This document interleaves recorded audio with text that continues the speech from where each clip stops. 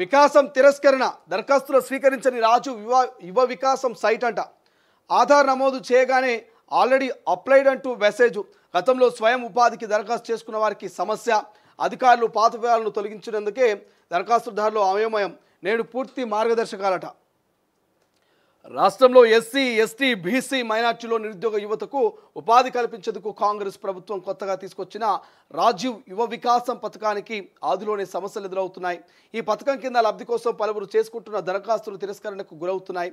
గతంలో 2017-18లో SC ST BC minority కార్పొరేషన్ల ద్వారా స్వయం ఉపాధి కోసం దరఖాస్తు చేసుకొని లబ్ధి పొందిన వారికి ఈ సమస్య ఎదురవుతోంది. అప్పట్లో దరఖాస్తు చేసుకున్న వారిలో కొందరికి యూనిట్లు మంజూరై ఏర్పాటు చేసుకోగా మరికొందరికి మంజూరైన యూనిట్లు రాలేవట. 13వ పేజ్.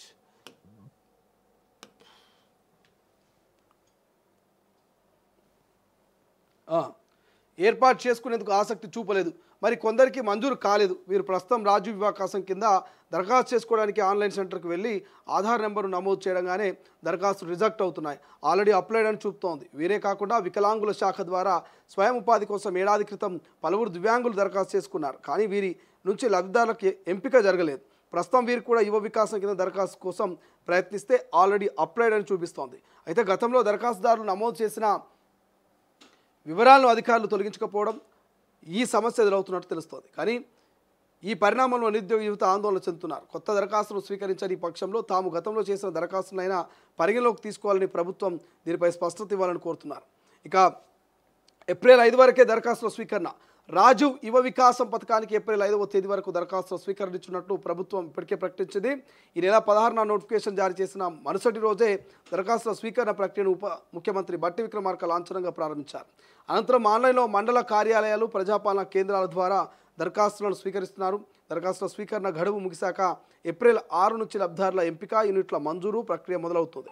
ఇక మే 30 వరకు ప్రక్రియ కొనసాగుతుంది. మండల స్థాయిలో దరఖాస్తును పరిశీలించి జాబితాను కలెక్టర్లకు పంపితే జిల్లా కమిటీ లబ్ధిదారులను ఎంపిక చేస్తుంది. అనంతరం లబ్ధిదారుల జాబితాను ఇన్ఛార్జి మంత్రికి పంపిస్తారు. ఇన్ఛార్జి మంత్రి పరిశీలన అనంతరం లబ్ధిదారులను ప్రకటిస్తారు. ఈ ప్రక్రియ పూర్తయ్యాక లబ్ధిదారులకు మంజూరు పత్రాలను తెలంగాణ రాష్ట్రం ఆవిర్భావ దినోత్సవం సందర్భంగా జూన్ 2న ప్రారంభించిన 9వ తేదీ వరకు అందజేస్తారు. ఈ నేపథ్యంలో యువ వికాసం పథకానికి దరఖాస్తు చేసుకోవాలంటూ కాంగ్రెస్ ఎమ్మెల్యేలు ఆయా నియోజకవర్గాల్లో విస్తృతంగా ప్రచారం చేస్తున్నారు. ఎక్కువ మంది ఈ పథకానికి వినియోగించుకునేలా విస్తృతంగా ప్రచారం నిర్వహించాలంటూ ప్రభుత్వం సంకల్పించడంతో ఎమ్మెల్యేలు గ్రామాల్లో నిరుద్యోగ యువతకు పథకంపై అవగాహన కల్పిస్తున్నారు. ఏ యూనిట్కు ఎంత రుణం వస్తుంది, ప్రభుత్వం రాయితీ ఎంత, అన్ని అంశాలపైన ఎమ్మెల్యేలు పేరుతో ప్రచురణ కరపత్రాలతో పాటు సామాజిక మాధ్యమాల ద్వారా గ్రామ మండల స్థాయిలో పార్టీ నాయకులు ప్రచారం మొదలుపెట్టారట. ఒక్కో యూనిట్ ఒక్కో రకంగానంట. యువ వికాసం పథకంలో వివిధ రకాల స్వయం ఉపాధి యూనిట్లు ఉన్నాయి. వీటిలో 50,000 యూనిట్కు దరఖాస్తు చేసుకున్న వారికి ప్రభుత్వం 100% రాయితీ ప్రకటించింది. వీరు తిరిగి ఒక్క పైసా కూడా చెల్లించాల్సిన అవసరం లేదు. ఒక 50,000కు పైన విలువ చేసే యూనిట్లకు 60 నుంచి 80% రాయితీ ఉంటుందంటూ ప్రభుత్వం ప్రకటించింది. అయితే ఇంకా స్పష్టమైన మార్గదర్శకాలు రాకపోవడంతో రాయితీ ఎంత, గరిష్టంగా ఎంత మొత్తం ఇస్తారు, వీటిలో లబ్ధిదారుల వాటా ఎంత అన్నదానిపై స్పష్టత ఇంకా లేదు.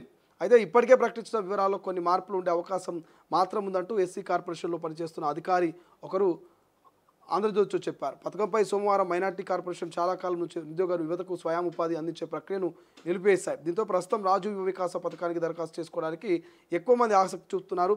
ఈ బడ్జెట్లో ప్రభుత్వం ఈ పథకానికి 6,000 కోట్లు కేటాయించింది. ఈ నిధులతో ఏడాది దాదాపు 5 లక్షల మందిని ఎంపిక చేసి వారికి స్వయం ఉపాధి కల్పించాలంటూ లక్ష్యంగా పెట్టుకున్నది. రైట్, ఇక్కడ మనకు క్లియర్గా తెలుస్తున్నటువంటి అంశం ఏంటంటే రాష్ట్ర ప్రభుత్వం యువ వికాస్ పేరిట ఒక కొత్త పథకాన్ని తెలంగాణ ప్రజలకు అందుబాటులోకి తీసుకొచ్చింది. మరి ఏంటిది యువ వికాసం, ఈ కథ ఏంది, కార్ఖాన ఏందని ఒకసారి మనం డిస్కషన్ చేస్తే తెలంగాణలో ఉన్నటువంటి యువతి యువకులు ఎవరైతున్నారో వాళ్ళు చదువుకొని ఉద్యోగాలు రాక ఇబ్బందులు పడుతున్నారో వాళ్ళు ఖచ్చితంగా ఈ యొక్క యువ వికాసానికి అప్లై చేసుకోవచ్చు. అది 10th ఇంటరా డిగ్రీ అనేది వాళ్ళు ఎక్కడ చెప్పట్లేదు. బట్ గ్రామీణంలో ఉన్నటువంటి యువతి యువకులు ఎవరైతే ఉంటారో వాళ్ళు ఉపాధి కోసం, ఉపాధి కల్పన కోసం రాజీవ్ యువ వికాసం కింద 50,000 రూపాయల నుంచి 4 లక్షల రూపాయల వరకు అందజేస్తుంది. సో 50,000 తీసుకున్న వాళ్ళకు ఎటువంటి రిటర్న్స్ అంటే 50,000 గవర్నమెంట్ నుంచి తీసుకున్నారు కాదు, వాళ్ళు రూపాయి కట్టాల్సిన అవసరం ఉండదు. వాళ్ళకు 100కు 100% రాయితీ కల్పిస్తారట. ఈ 50 కంటే ఎక్కువ ఎవరైతే తీసుకుంటారో యువతి యువకులు వాళ్ళు ఖచ్చితంగా 80% 60% కట్టాలి. 50,000 తీసుకున్న వాళ్ళు ఒక్క రూపాయి కూడా ప్రభుత్వానికి చెల్లించొద్దట.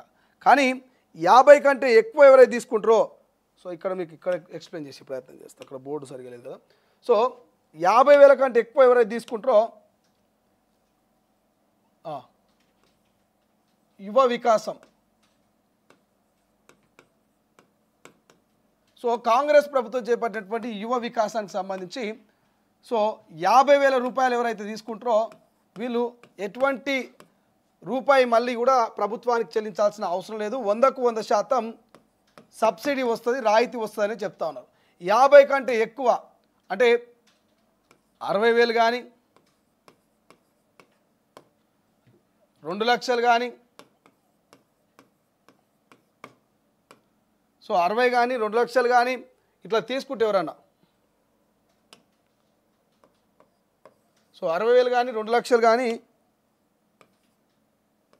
2 లక్షల రూపాయలు కానీ లేదంటే 4 లక్షల రూపాయలు కానీ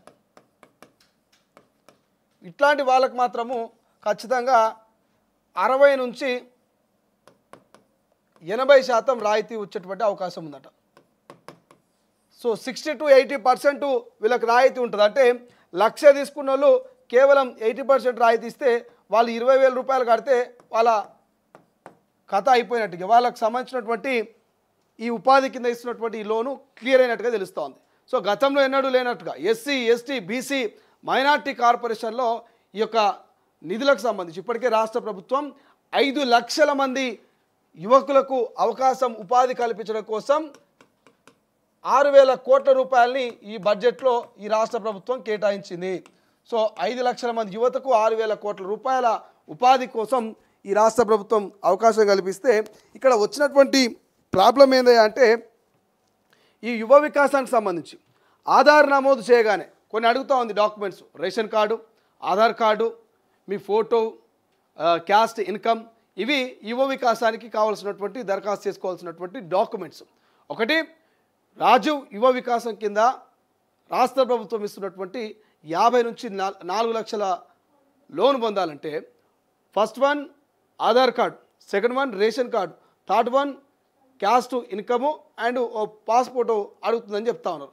ఈ డాక్యుమెంట్స్ను కనుక పోయి మీ సేవల్లో లేకపోతే ప్రజాపాలన దరఖాస్తు సెంటరో లేకపోతే ఎంఆర్ఓ ఆఫీసులో దరఖాస్తు చేసుకుని పోతే అక్కడ ఆల్రెడీ అప్లైడ్ అనేటువంటి ఒకటి చూపిస్తూ ఉందంట. ఎందుకు ఈ ఆల్రెడీ అప్లైడ్ అని చూపిస్తుందంటే గతంలో 2018-19లో గత బీఆర్ఎస్ ప్రభుత్వంలో ఎవరైనా అప్లై చేసుకొని యూనిట్లు పొందిన వాళ్ళు కానీ, అప్లై చేసుకొని యూనిట్లు తీసుకొని వాళ్ళు కానీ, అప్లై చేసుకొని వదిలేసిన వాళ్ళు కానీ, ఇవన్నీ లెక్కల్ని మరి అధికారులు డిలీట్ చేయలేదట.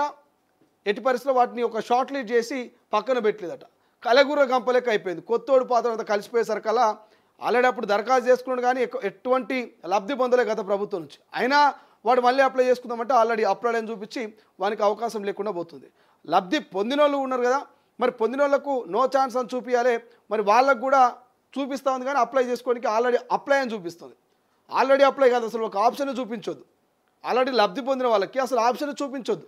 లేదంటే ఆల్రెడీ లబ్ధి పొందిన వాళ్ళకు కూడా ఈ ప్రభుత్వం ఇస్తుంది అన్నప్పుడు వాళ్ళకు కూడా అవకాశం కల్పించాలి. బట్ ఇక్కడ కొన్ని గందరగోళం, కొన్ని మిస్టేక్స్ అయితే క్రియేట్ అవుతా ఉన్నాయి కాబట్టి అధికారులు అలర్ట్ అవుతా ఉన్నారట, దాన్ని క్లియర్ చేసే పనిలో ఉన్నారట. యువతనేమో వచ్చే నెల 5వ తారీఖు లాస్ట్ డేట్ కాబట్టి కొంత కంగారు పడుతున్నారట. ఎటువంటి కంగారు లేదు, ఎటువంటి టెన్షన్ లేదు. రాజు యువ వికాసానికి సంబంధించి గతంలో ఉన్నటువంటి ఉపాధికి దరఖాస్తులు అన్నిటి కూడా సమస్యలు అధికారులు క్లియర్ చేస్తారట. క్లియర్ చేసి పూర్తి మార్గదర్శకాలను ఇవాళ విడుదల చేసేటువంటి అవకాశము మనకు క్లియర్గా కనిపిస్తుంది. బట్ ఏదేమైనా యువ వికాసంకు సంబంధించి మాత్రం కొంత గందరగోళం ఉంది, టెన్షన్ ఉంది. బట్ చూడాలి అధికారులు దీన్ని ఎట్లా క్లియర్ చేస్తారు, ఏం సంగతి అనేది.